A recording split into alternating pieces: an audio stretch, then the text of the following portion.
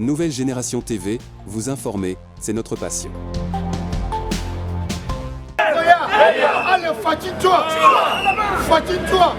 Allez, fatigue-toi! Bonjour! Parce que vous allez en désordre. Vous allez être retourné, pardon. On ne va pas être en désordre. Merci beaucoup, c'était de vraies informations. Et il a bien parlé. J'aime beaucoup mon ami. Mais dans le temps de combattant, il de pèse partout pour pouvoir avec le texte. Ça, c'est la bêtise. Il de pèse, on y va. Merci la maman Rose, on a été États-Unis.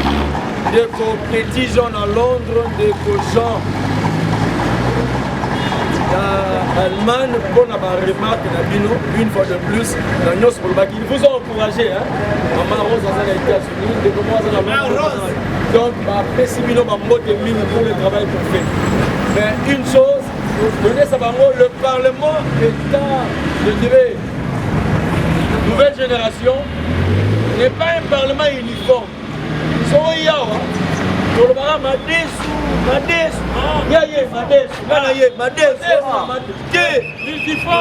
Multiforme.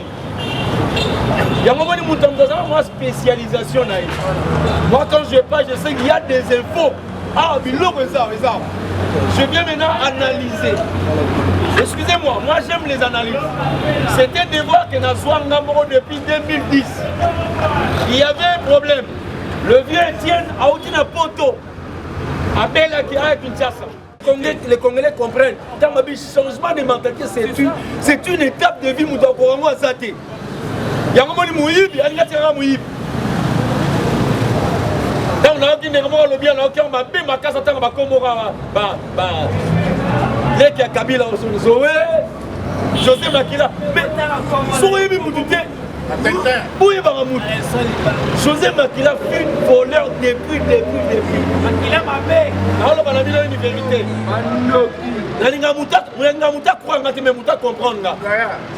Moi je faisais les voyages avec les bateaux de mon père.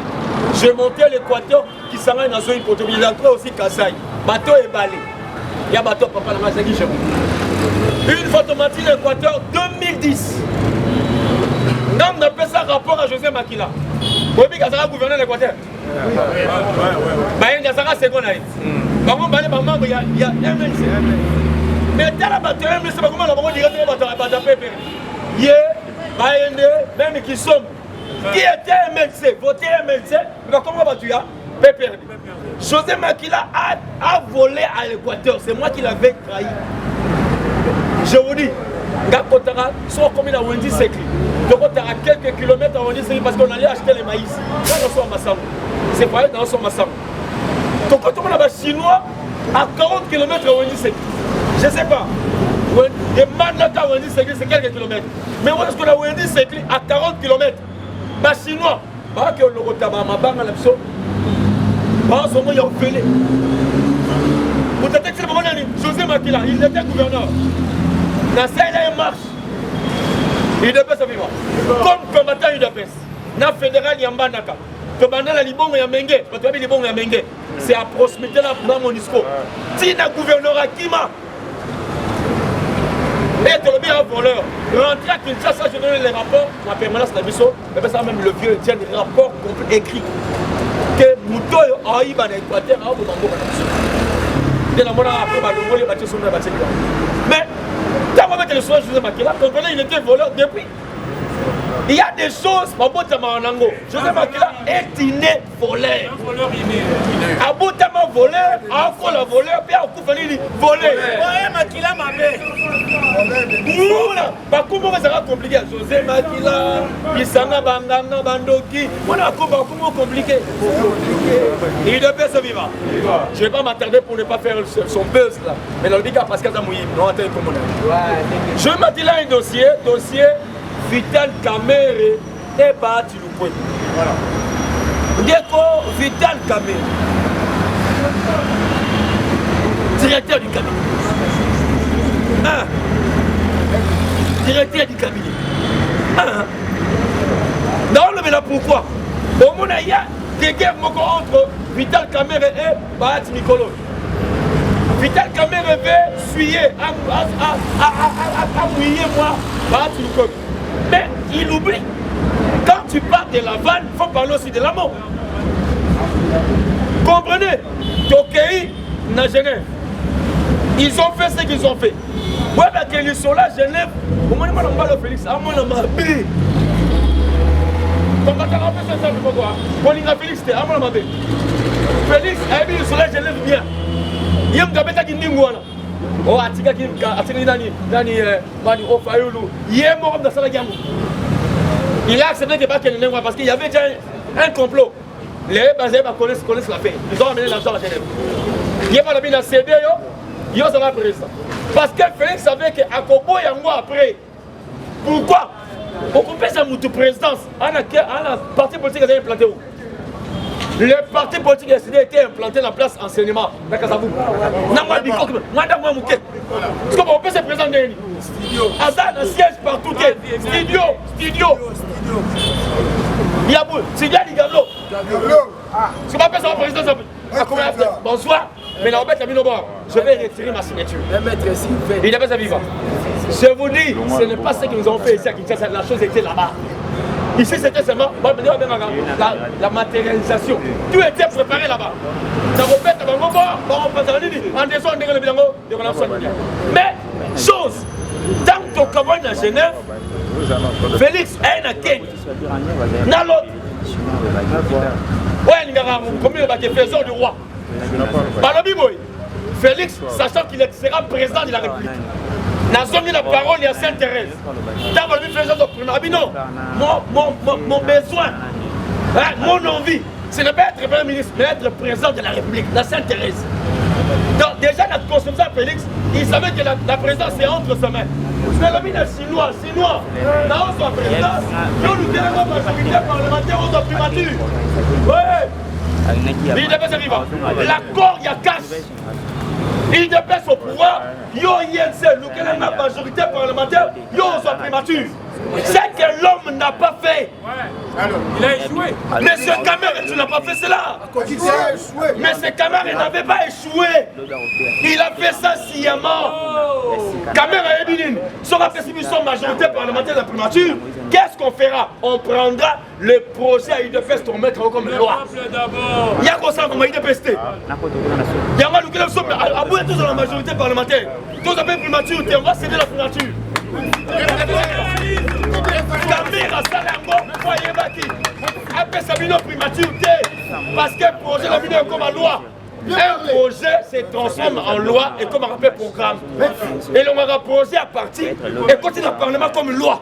Le Parlement, on aura fait son programme, il y a gouvernement. Caméra, il va bien organiser responsabilité. La piste mouton est primature. Ah, projet, il devait se côté Rosimba. N'a cassé bam. A cassé Bisso, directeur du cabinet. Pekuna, caméra, ça qui a idée à ma baie. Oui, parce que le directeur du cabinet a émis politique à président tous les rendez-vous. Il y a un peu ça va rendez-vous. Il y a un moment de la Kingakat, à Benga Félix, à Benga Alayoum. Il y a un rapport entre Kamere et Kabila. Il causait à Benga Félix Youm. Oh, Félix avec les écoutes, il n'y a pas de problème là. Quand on a Benga Youm, on va voir. Il a fait ses vivants. Lorsque Félix n'a pas eu la majorité, il n'a pas eu le gouvernement, Félix, après, même la coalition, cohabitation, adhésion, cohésion, communication, on a échoué. Félix serait pour maintenant à battre le peuple. Pour que battre le peuple, il y a une case à départ.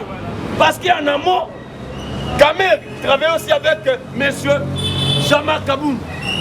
C'est Jean-Marc Kaboun qui nous a fait échouer. Les présidents étaient en Namibie. Batouni a une question à RFI. Président, jusqu'à maintenant, il n'y a pas un gouvernement à Kinshasa. Je vais nommer un informateur qui me cherchera un informateur.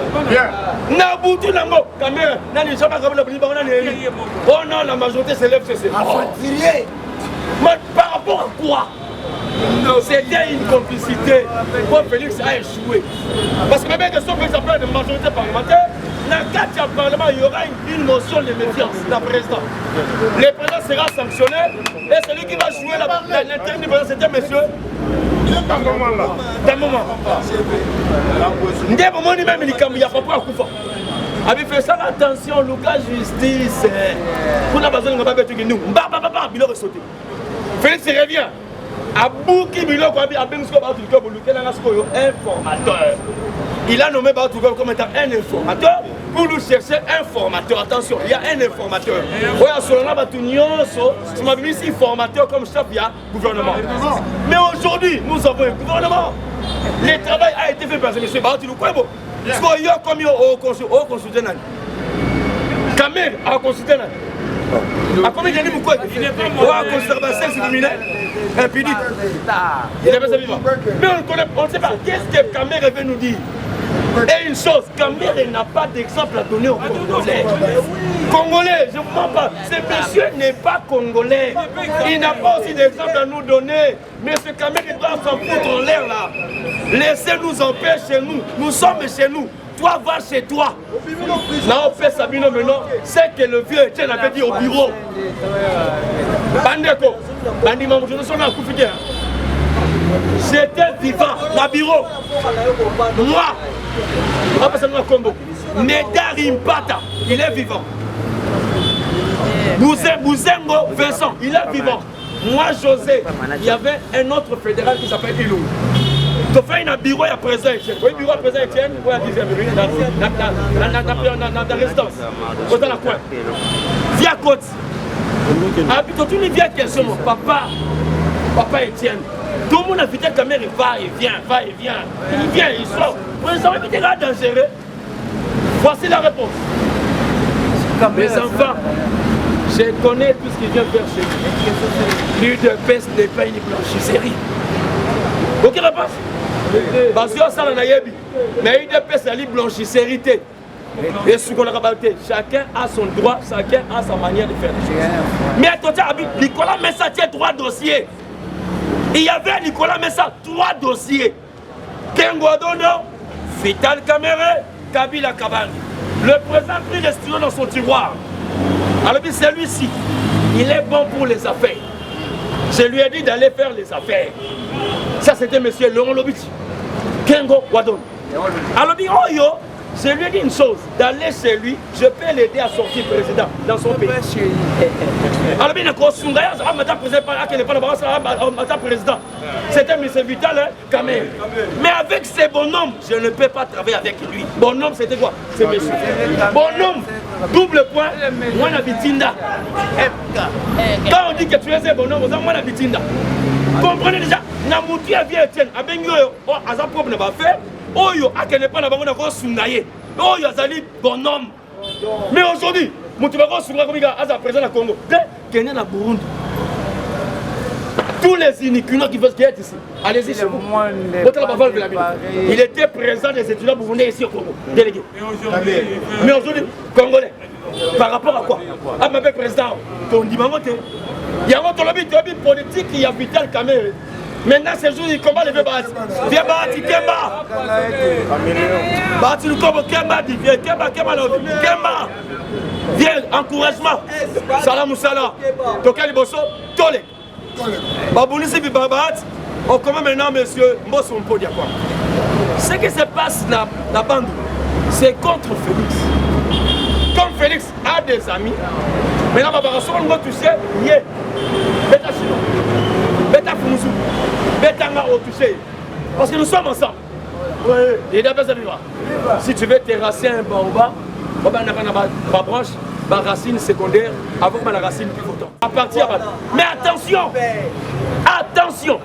Attention! J'ai dit une chose, faites attention. Il y a le ministre il y a intérieur. Dans ce pays, il y a descendu dans la bande. Monsieur Ancelo, ministre intérieur. Coup de chapeau. Mais qui t'appelle à Kinshasa. La manière que tu as fait au Bandundu, fais ça aussi à Kinshasa. À Kinshasa, il y a des bêtises. Ministre de l'Intérieur, électricité, régie des eaux, l'insécurité. Ici, il y a une efficacité. Donc, fais un effort, je descends par ici. J'aimerais seulement analyser quelques points là. Pour la petite cabane, je ne suis pas bien d'informations. Sinon, permettez-moi. Supportez-moi. Moi, j'aime beaucoup les analyses. et les infos, les amis en bas. Pour ça, la multiformalité à Badlo. J'ai dit, je vous remercie.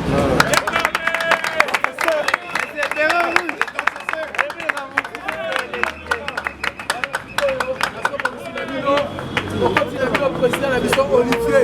Olivier Loyembo. On a Olivier Loyembo à son côté à encourager.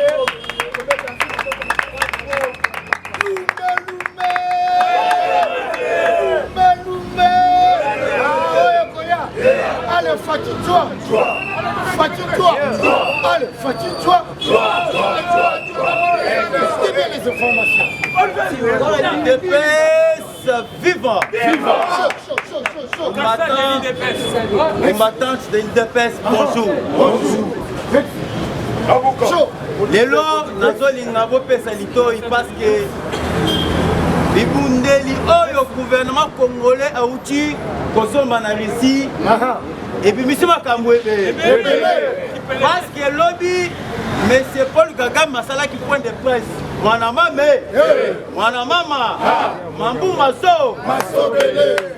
batu mususu nazokamwa batu ya mambo kuna susi na bango ezali insécurité dans la kati ya est de la République. Ntango gouvernement congolais asombi minduki na munoko na bango balobi qu'est-ce que biso tokola minduku wana tosala yango eske mindu nde tokosoa minduki totie na nzungu tolami tolie tala lolenge ya raisonnement oyo soi-disant Congolais bato réfléchir. C'est pour vous dire que bato ala mukwana susi na bango ezali pona bitumbe ese wana oui il doit pas se vivre discours na bango na munoko na bango ezaka bitumbe na est mais foati ayebi kosala politique alobi ke na munoko na bango ndenge ba mesana koloba pona insécurité na kati ya est ngai nazo bunda kaka pona bitumbe ese wana ese le libéla po bango bazanga discours ya polo. Alors, qu'est-ce que dit M. Paul Kagame? Parce que lobby Kagame a lobby sans toutefois citer la RDC. Mais tant qu'on a lobby, officiellement, il a cité la RDC. Mais M. Paul Kagame parle ainsi. M. Kagame parle sans citer la RDC. Certains pays voisins ont promis d'aider les FDLR pour attaquer les Rwandais. IDPS vivant. Viva. Merci. Et il ajoute, Merci. j'attends impatiemment qu'ils les fassent. Là, ils sauront qui je suis.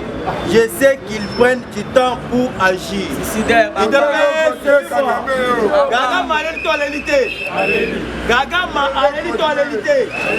qu'est-ce que Gagama dit? Gagama lobby boy. Na message naé a cité RDCT. Mais à lobby, ma pays voisin Moussoussou, parce qu'il n'a qu'à se préparer pour armer FDLR. Pour te baya babengana ngai na Rwanda. Mais nazozela bango baya. C'est-à-dire Kagame a émis déjà que Kalaté régime les ochité. La Bisakibino dernièrement combattant. Pour Bitumba ya SASI là, Ibela, il fallait être en bouleversé pour voir mais c'est pas le cas Kagame. Na yango mona qui dernièrement ancien ministre ya Rwanda. Bon, il y a exilé politique à M. Paul Kagame. Nous devons faire tout et tout. Pour les mais chasser d'abord M. Paul Kagame. Mais yo Congolais au Sao, au lieu où soit temps, pour soutenir FARDC, pour soutenir le président de la République, pour soutenir le gouvernement congolais. Yo, au Messani Kaka, au Messani Kaka, Koloba Mabe pour la Mboka Oyayo. Il te fait se vivre. Je vous assure, je suis sûr et certain que Kagame a Zokoya. Pourquoi? Kagame a Zokoya parce que le FDLR, Bazani, Bandeko ya Biariman, moi ni ndenge biso tozali na quelques 400 quelques tribus na mboka na biso RDC. Mais na kati ya Rwanda, bazala kaka na 3 tribus. Les 3 les Hutus et les Tutsis. Maintenant, bato bazalaka ebele bazalaka batuti. Mais bautu nde bazali ba ndeko ya Bierman. Lorsque M. Kagame azalaki chef d'état-major général à l'époque na kati ya Uganda, bazalaki coup d'état contre Bierman, nde baye ko imposer Kagame bazoué pas Museveni a imposé na kati ya Rwanda comme président de la République. Il dépêche vivre. Tant Bierman ya kufwa sikoyo bandeko na bango babane ko la pression pas Kagame. Pourquoi Tomaki ndeko na bango? C'est ainsi Kagame soki bandeko nyonso wana abengana bango na Rwanda. Ndebo mwana Union européenne baya ba imposer Mobutu. Bazwa batu wana ba loger bango pesa bango moi etenya mabele na kati est de la République. Il dépêche vivre. Viva. C'est ainsi ali oyo tozo kende. Et mataye kita batu wana bakozonga na mboka na bango. Parce que bazali ba Congolais te, il dépêche vivre. Viva. Bazali ba Congolais te, bazali ba Rwandais na kati ya Rwanda, il fallait bazonga na mboka na bango. Toujours na kati ya actualité du jour. Au monaki lobby. Bati ya soi-disant ya parti politique AC. Oyo ya Jean-Marc Kaboul. Ameka ki kosa la marche na bango lobby. Na marche wana bazo revendiquer ka libération ya mutu na bango. Mais eloko ezoka musangai bazo sa la marche plus ou moins 20 personnes à 30 personnes. Sikoyo posez-vous une question. 30 personnes ne koyo ko bénéficier si tu sais na pouvoir. Vraiment. Parce que à lobby que 2023 bobonga to benga na Félix Tshisekedi peuple congolais boya to benga na Félix Tshisekedi na pouvoir. Sikoyo boko benga na Félix Tshisekedi oh na 30 personnes. C'est pour vous dire que l'opposition est zatée. L'opposition est zatée dans Zoé Sebino. Il ne peut pas se dire. Il ne peut pas opposant. Opposé à 30 personnes. Les mecs qui connaissent la police, la police est la police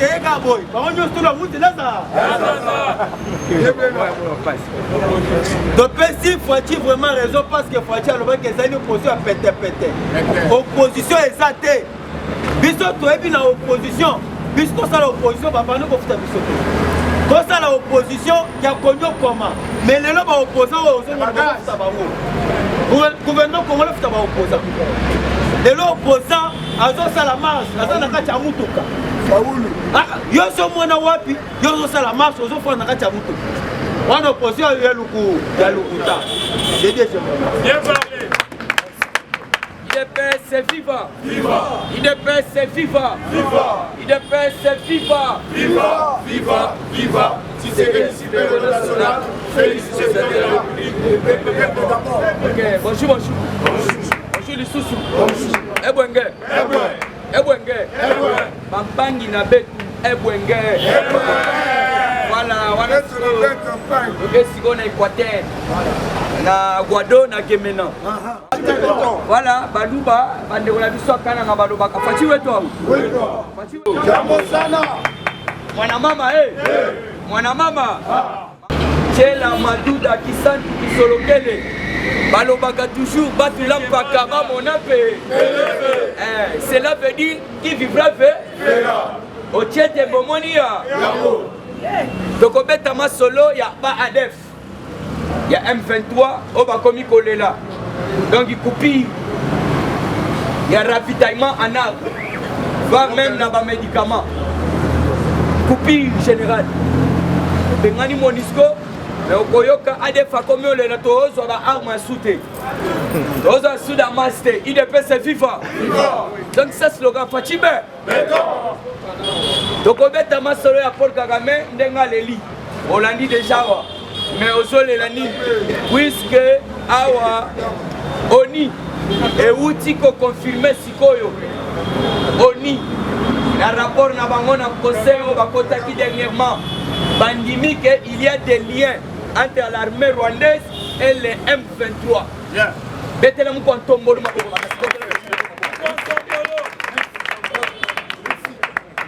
Ça c'est l'évangile de Fatima. Évangile mondial. Mouton bouleversé, cette année, mouton bouleversé. Oni. Dans le baguette par Rwanda, il va agresser. On est à Soboyote, Rwanda, ceci, c'est là. Américain peut bakoteli bango tout ça c'est cela. Mais baye comme on a moi na mai à lati pété à Sadek puisque ndé nazo ebisabino apeke Pauline ba pété. Il est se vivant. Vivant. Apeka ya mwana mboka mu ko tombole Pauline ba pété. A telemi na se na auto bengi Sadek. Alobi apana kende ko chité na sa ko féliciter auto bengi Sadek pour ba soutenir biso. Na auto bengi agression auto bengi barbare na louche donc lâche merci doyen agression lâche et barbare cela veut dire ce qui te lobby comportement agression il y a Rwanda donc cela veut dire tozo mona mbala moko Paul Kaka donc beta pe masolo ya auto bengi ndeko Jeannette Kanambe yaya mutoko sote Kanamba koki kozonga wate bana Congo Central baleli balobi awa ndenge saboye société ya Bralima Kanamba boma yango pora matadi Kanamba nde mutu aboma yango sikoyo akoya lisusu pasala ni alors tokoyebisa bino ke Fati toujours béton. Le Baki Yango, au cours de mon mandat, il n'y aura plus les intouchables. Par rapport à Nini Bokoyo Kapé, de Jeannette Kanambe, déjà Anna Katukua, na visée à l'État. Olinga Peto Boto na Lupango Wanao Azali. Azali Lupango à l'État. Alors sans plus tarder, nous avons une information, il y a ADF Moko Obakanga qui dernièrement, M23. Alors, Liboso, il y a Otobengi, FRDC, Nde Otobengi, ADF Wana, Akeko Bimisa Vérité. Alors, Balobi Boyo, capturé la semaine dernière par les forces armées. La République démocratique du Congo, un rebelle ADF a fait des révélations accablantes. Révélations Zanini, nous vivons en désespoir depuis des mois.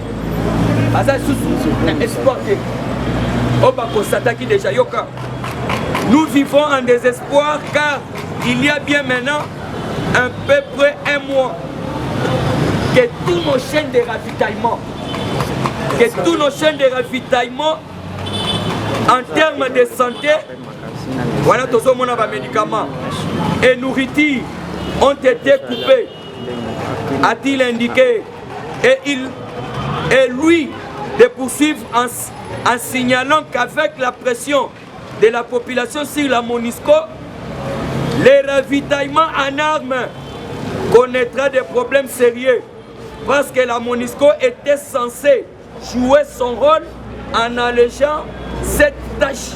Si la puissance de fait de la FRDC continue d'être motivée, ceux qui sont restés vont craquer car ils ne savent pas à quel diable c'est fou. Voilà, merci Yaya. Il faut craquer. Voilà. Kisi ya kalisisute. Auto bengi pe Damas ya alisisute. Donc M23 baza siko na désespoir. Toyebisi bango. Bayebela puisque a biloko pe ya lisina no yete. Il peut se vivre. Dena yango yoki a que plus loin à l'opi. Ba oyo batikali ils vont craquer. Donc bako persister il faut bakima. Kokaga nazalaki na région moko otoza na frontière na bango tokotangela bino bokoyoka ndenge kaka manene puisque je vous dis papa ozwa mokonzi lokola Fati Beton c'est une bénédiction divine. Merci.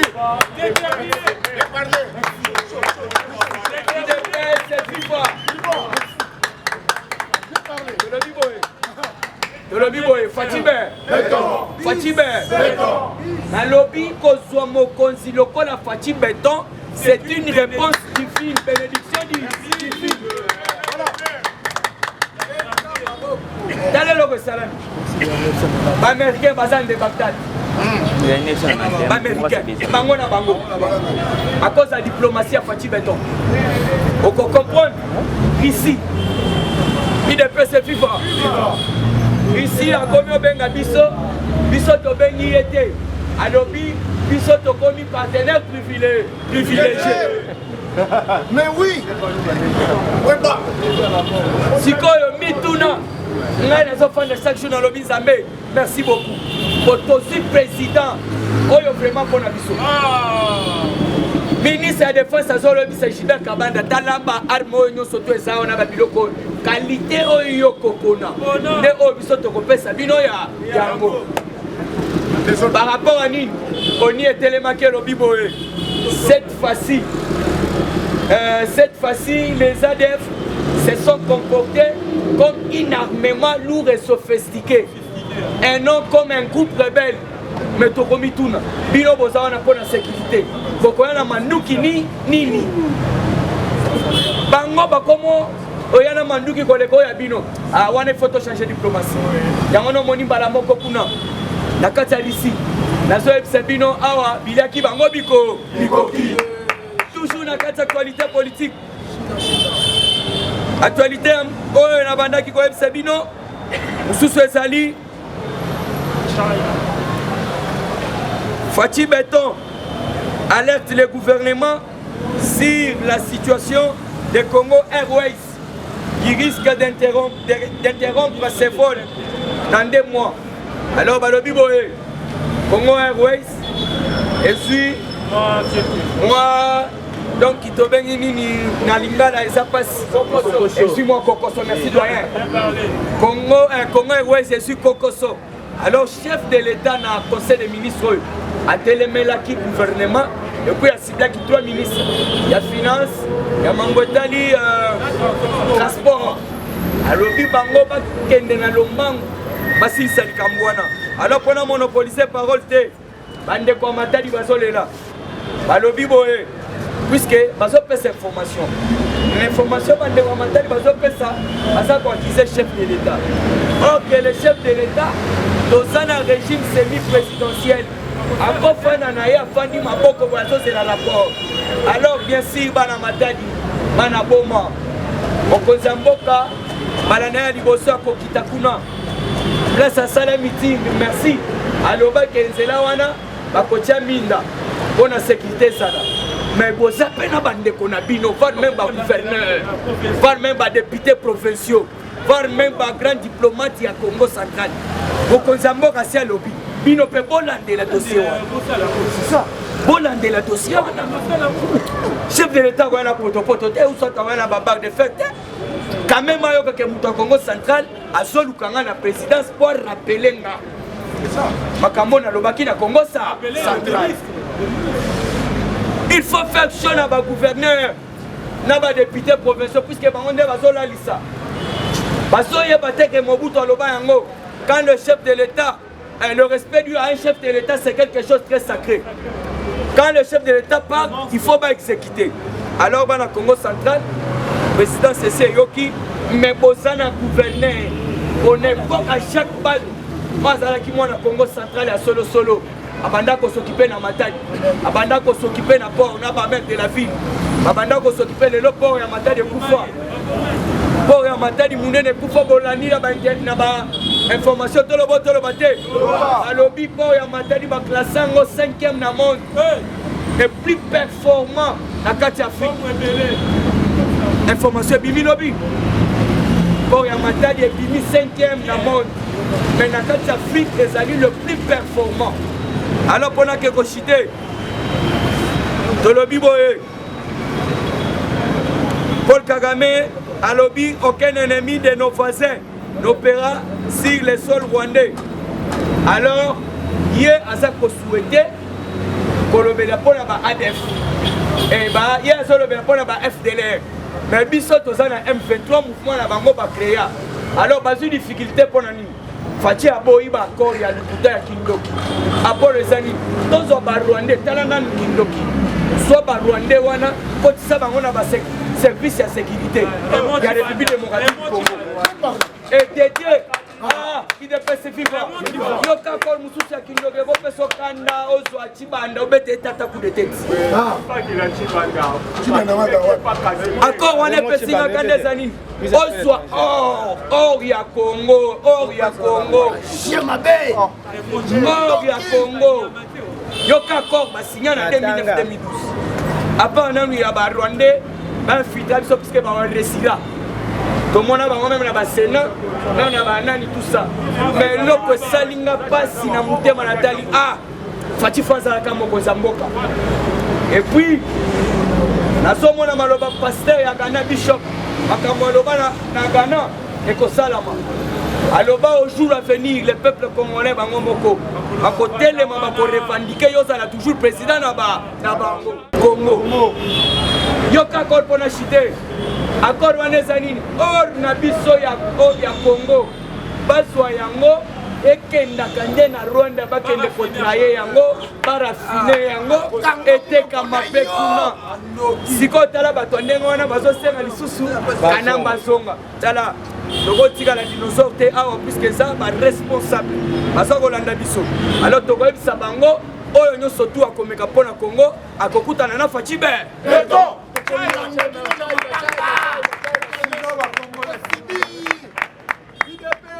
Viva! Viva! Viva! Viva! Faci Be! Umuzulu Be! Oyembe loko nini aux États-Unis azobanga Russie ou bien azobanga Faci Be to Umuzulu. Omoni Russie ndenge za bongo azali doki partenaire na biso en matière ya stratégie. Metana maboko makasi meta maboko makasi. Donc Faci Be azuya kaka wana en matière ya nini ya stratégie. Mais stratégie n'y a surtout dans la nation américaine.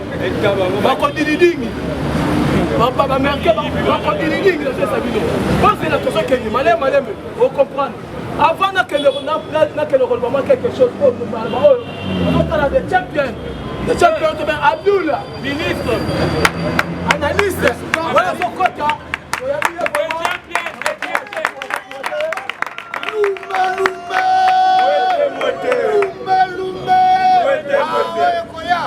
allez, fatigue-toi. Fatigue-toi. Allez, fatigue-toi. Début les informations. Les parlementaires debout. Les parlementaires debout. Les parlementaires debout. Rien que l'IDPS. Bonjour à tous. IDPS viva. Faci Be. Kozali kosenga na mukontombolo Faci Beto le président à la grande taille du Ganko. IDPS viva. Avec le général Kassongo, cannabis est en danger. Avec le général Kassongo, peuple congolais va kosasa bangwande. Kassongo azoko kosili sa phénomène kulunate. IDPS viva. Ena nous namona te général ali munene ba pesa etachi ya munene. IDPS viva. Yende mazawana ta même kosote apamba kokoka. Sikobo pesi etachi ya kuluna. IDPS viva. Na avenue Mombele. IDPS viva. Plutôt na Mombele. Avenue Mbe na avenue Fatundu. Na direction type ya yo. Kuluna et Bunami de 20h à 3h du matin. IDPS viva. De 20h à 3h du matin. IDPS viva. Panzi biloko ya batu en désordre. Maintenant souciat moko ezalaka wana souciat Fatundu. Ba policier baza wana nzokande bango moko pe bakuluna. IDPS viva. Baza na plan moko lokola bayebi tozokende na élection. Balingi basalir kombo ya chef de l'État. Tangu kuluna bunami de 20h à 3h. Batunya sokote wana bakomo finga chef de l'État. IDPS viva. Donc comprendre qu'il y a ezali plan ya Kasso. Kasso ngalo ngate. Ano ngate. Balingi alonga ba manifester batambola. IDPS viva. Na niveau ya Kitsuka, IDPS viva. Mboka na biso ezala ba scénario ya munene. Niveau ya Kitsuka ezana colonel moko côté ya PCA. IDPS viva. Ezana ba garde bayaka ba misusu bakataka ba bilanga wana, ba misusu baza comme ko jouer garde côté wana, ko protéger ba biloko côté wana. Maintenant général wana atuni garde na ye moko alobi yo outaka wapi idps viva garde wana alobi na outaka na kankokolo le général attention azali kotuna kankokolo ezalaka wapi otala dega kindoko un général ayebi place kankokolo ezalaka te azotuna ezalaka wapi idps viva parmi bainformation il paraîtrait que parmi les généraux, babandaki koluka bandeka ba arme na est. Yepa zala na kati akima bomba na kuna. Il est pes viva. Otala ba généraux o Hippolyte Kanambe Kazemera kota na armée. Ba général mako bazata formation telo koma konte. Il est pes viva. Le premier pas Némi Moulanya. Némi Moulanya professeur Hippolyte Kanambe Kazemera commissaire zo. Il est pes viva. Hier à lobby niveau sécuritaire et social na mboka ezali mabe wana kotuna ye Hippolyte Kanambe Kazemera président na mboka oyo atika budget so ya 3 milliards batala boy mupepe na mupe mais Fachi Beto akomisango na 11 milliards Hippolyte Kanambe Kazemera l'état azana ba école te mais Fachi Beto a construit 152 écoles yale ba centre d'hôpital ezala quitté Fachi Beto a construit 42 il est pes viva. Mais exilé politique. Bazala qui n'attend pas Hippolyte Kanambe Kazemera. Mais dans le régime, il y a Félix Antoine Tshisekedi Tshilombo. Est-ce qu'il y a exilé politique Baza? Oh, il y a mis Benga, il y a exilé politique. Azali ne Moui. Moui, il y a eu des télémaka. Azala Kani, Akimaka. Ils ont le col à John Nou. Ils ont le col à Kalef Mouton. Il est pes viva. Dans mon cas, ba investisseur babandaki koyate soki mundele aye na régime ya Hippolyte Kanambe Kazemera babandaki kosala ye oyo bazi babengi nani idps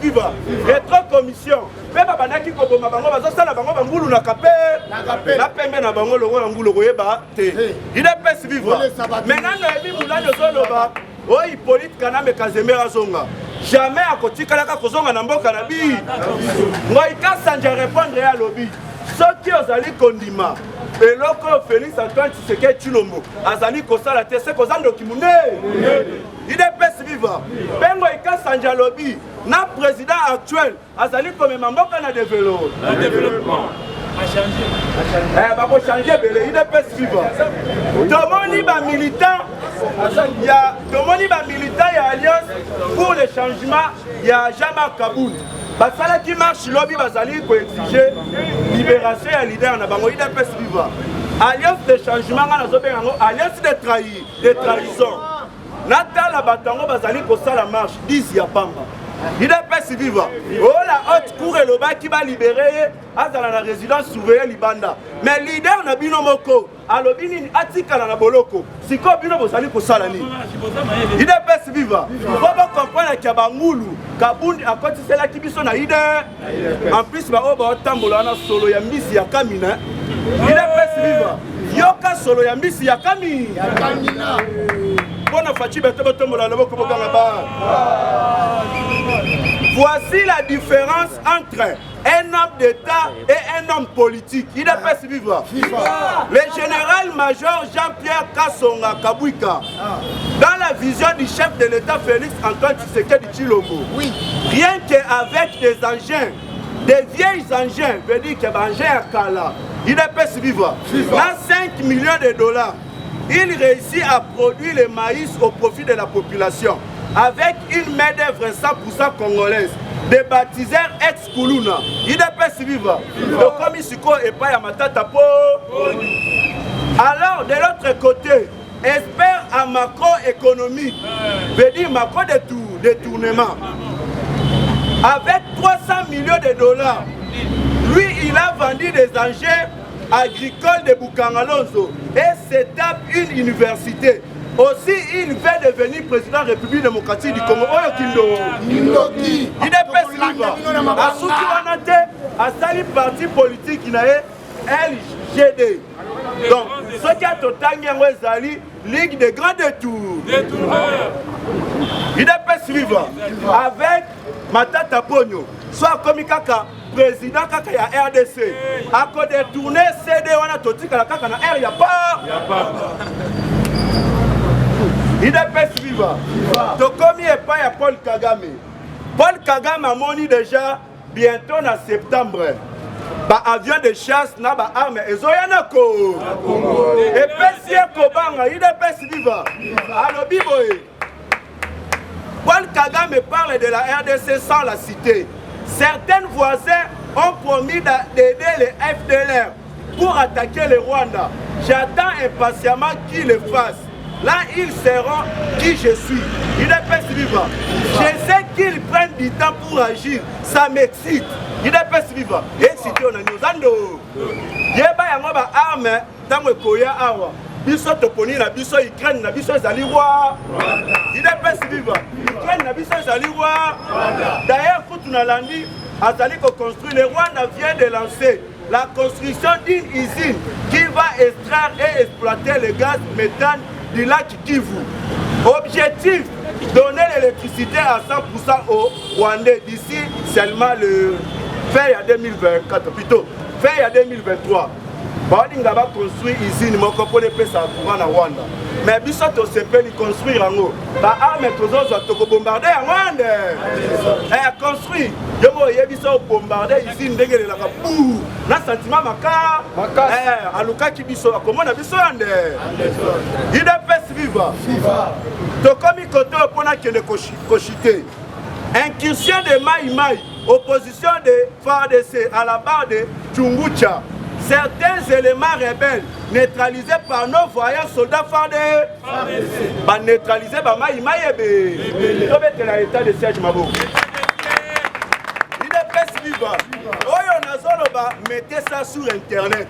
Pour comparer Félix Antoine Tshisekedi Tshilombo na docteur Denis Mukwege et ça le colosso comparé chaque accord on a Michael Jackson. Il est presque vivant.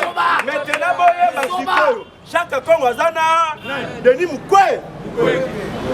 J'ai parlé des champions.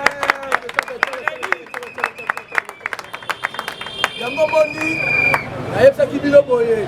Omoni bateau en 2023. Le col a biso dans la transition. Papa, on a la transition. Bateau sur Soumouka. Les transition. Donc, on a boye. On va comprendre que non. En 2023, on va quoi cardiaque. Donc, il va quoi cardiaque. Et puis 2023, on a aussi Rebino. Donc, comme on a en Anderson. Et puis, c'est là. Vendredi, on a le conseil des ministres. On va voir la moukoto, on va le Fatou Beton. Asana remaniement la Maboko. Vendredi, le conseil des ministres. C'est le Koyo Kango. Donc, on va comprendre que non, Fatou Beton on a 4 points. Il y a du bosso. Balinga, il va me Fatou Beton un génocidaire. Ah, comme un génocide. Donc, pas ça la vidéo, comment on voit ça à mater. Deuxième point dans Bango. Et Zalaki. Donc, on a Fatou Beton diplomatie à haut niveau. Donc, on comprend l'élan aussi comme on a dit que social n'habitude en 2023. Diplomate à haute carrière. Dans le sens que c'est là-bas, on comprend les négociations. Avant la côte à l'UFI, les leaders pèsent, et si quelqu'un a son côte, on encourage les dialogues.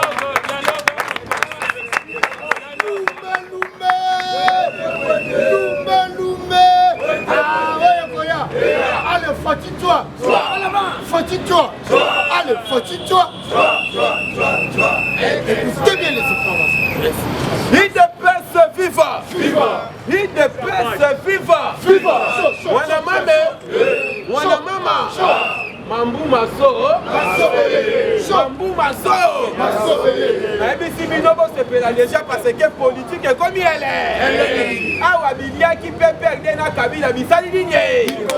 Toya bisaki bango basala qui erreur ya grave. Président Félix Tshisekedi azalaki koina désert bango buzo baba mie liba. On a désert pe njete zalaka to matawa. Il ne peut pas vivre. Awa na zo biso makambo za koyi. Na yebisaki bino arrivé ancien président Obasanjo awa yaki pamba te makambo bimaka te ebi. Okotuna ndenge nini basolo limba moka après ma solo caméra zu avion libande. To panja te. Il ne peut pas vivre. Obasanjo na masolo na bango asengaki na suka lobi fati eloko asuka kaka kanga mutu amande olandi programme ya lobi ya présidence balobi fati azokende voyage moko ya kapuka d'ailleurs na micho nazobisa bino délégation déjà ekei tuna azokende wa fati azokende Belgique après Belgique na Hollande c'est pays ezalaka wa il ne peut se vivre awa makambo eza ya koyi il faut yeba déjà awa nde nalobaki biliaki bango bikoki obasange otango aya fandi na fati alobi ngai nazala témoin ya makambo wana nde basinyaka daye kamere mpe azalaka mokolo wa kamere yo fanda awa yo kocontredire makambo ngai na koloba kamere wabi nyonso olobi oza vérité idepesa viva alors yo kamere oza na bapreuve moko abi wi nga mpe naza na ndambu ya bapreuve na eza wa eza na résidence na nga na poto idepesa viva kamere azwaka avion asali nini akei nazoyebisa yo awa mwana mai nazoyebisa yo amemi bango tobengaka na prise ya définition nalobaki awa toza na affaire ya film ya action film ya action na ebandela ebandaka malili me tozelaka komba komba suka sase deja monani mutu amande fatia kokweyisa ete okweyisa idepesa viva lokombata zali na yo deja ya kosepela président azokende na Belgique kuna azokende makambo miba azokende babi visite privé mpe azokende su na makambo ya famille ya libala mpo aza congolais de père et de akufelaka mpe abalisa mpo elakisake oyo aza congolais estce famille deja akufela idepesa viva moïse katumbi deja akufela kabila deja akufela bango bazalaka bafamille ya trois pe famille lukaka ye na mwasi na moïse kaka ye mo oka deja moïse ake bembe oyo ya tata mwasi idepesa viva me fati abalisaka mpe akufela papa na ye akufela tata mwasi na ye akufela papa ndenge na tokenda matanga to tokenda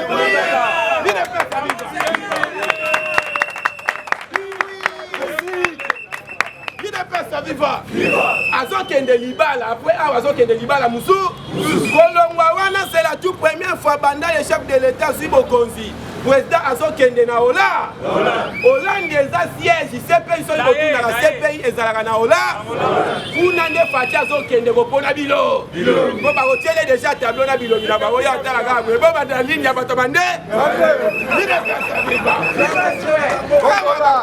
nayebisi yo awa bakokangama en gros apa d'état idepesa viva nde omoni boye biliaki bango bikoki oyo moni bazowe na wana bazolela na bajanete eza ebandeli ya douleur ebible elobaka mokolo yesu akoya koyana nte bosati ebandeli ya oyo bazowe bazosala bango wana alors kombata ifo yeba deja na minute oyo mbela epesami avant remaniement côté ya armée pas de va-et-vient c'est-à-dire général nyonso ozala na province na pas de olongwe awa okebo olongwe awa okebo nalobaka eloko moko msu boyebaka te idepesa viva avant tobanda sa 45 territoire il faut tochanger baadministrateur nyon na minute oyo PPRD azoprofite na baadministrateur na bango batia makambo eleki na bandundu ya bateke wana idepesa viva olandi lobi cerveau moteur ezali adimi oyo balongoli ye basuspendre ye lobi mpe bakangi ye idepesa viva donc bato wana bakomi koutilize baadministrateur ya baterritoire bacreye conflit baza na posa désordre moko ebima na mboka avant idepesa viva bamekaki yango na système ya baprison bomonaki prison ya butembo bapiaki désordre ebimaki kuna bayingaki baye na oyo ya ndolo awo esimbaki te oyo esalaki ke bakangaki général baseleba idepesa viva alors nde omoni président de la république déjà nalandi apesi déjà instruction kala te awa la plupart ya baadministrateur baotia bango libanda awa tozokende na élection oyo ekondi Etienne Tshisekedi alobaka fue élection bato bakoorganize yango idepesa viva bandeko wana bayebi deja se tokena moto na élection tomata tokitya kobeta biso tika toluka manevre moko boya badésordre emema biso na dialogue bakomaki kotiela kutu na M23 mokema abolandi M23 kuna kolela na kolela ADF moko bakangi elobi abandi kotubela abinde eza boye tozomona pa temo yango oyo kise yaka te biloko akolia eza te bayebisi ye banani bayelaka bino alobi mone idepesa viva mpo nayebisa yo état de siège oyo président atiaki na este elobaki ye moko epermettre edemaske bandoki nyonso ya Kongo babimi na mpwasa mpe basili te awa bolandi général ya Nord Kivu Constant Ndima auti koloba boye bato basalaki ke prison ya Butembo bapie yango eza kaka keke bakonzi oyo bazalaki na armée wana oyo bandai kogérer administration pour vous dire que toza entouré na bango mais il est temps maintenant to détecter bambuma nyonso mabe totia bango liba oyo eza pouvoir ya yo pouvoir ya Fati eza pouvoir ya yo parce que ye aza congolais de paix ede toza na devoir ya kosoutenir ye à 100%. Kobanga tie na minute oyo biso nde tokobangisa po à l'époque ntango abandaki kutu ye moko sa armée sa la police sa service ya renseignement ezalaki epoke oyo ebongai basala ye mabe me bakoka te ebongo kaka sikoyo oyo azwa mutu oyo babengaka chine alambo lelo akoma mwana po oyo ekoma soko ofini na mandefu eleli ofini na libumu eleli merci kombata. Voilà, les gens surtout la nouvelle génération. Les gens surtout moté, en tout cas, tous les bas. Vous s'abonnez massivement. La carte chaîne de la nouvelle génération. La montre le maintenant, nouvelle génération. Donc, les années dans la chaîne, on va pour monnaie pour la copie, ça une information. Il y a Kitoko. La montre le soutien à la diaspora. Les hommes là, vraiment, les gens qui ont soutenu Bissot, on appelle la force Makassi. La copie, ça une information. La montre le s'abonner massivement. La carte chaîne de la nouvelle génération. Et puis, Bobo Santé, cotisation par décès. Descendre makambo tala bandeko na biso bakoka bandeko na biso bandundu bandeko na biso baveugle basalaki marche de soutien makasi ya kosoutenir faire des siko biso baprésident ya parlement de Butobino bosuka biso mpe biso tokanisama quelque chose donc il n'est pas ministre de la défense mais pas mokotombolo ye moko kopesa mpe part na biso yango wana toseki vraiment basoutien na bino eza malamu mingi mpona lokumu na nzambe mpe akopambola bino mpona ngai na bino tokutani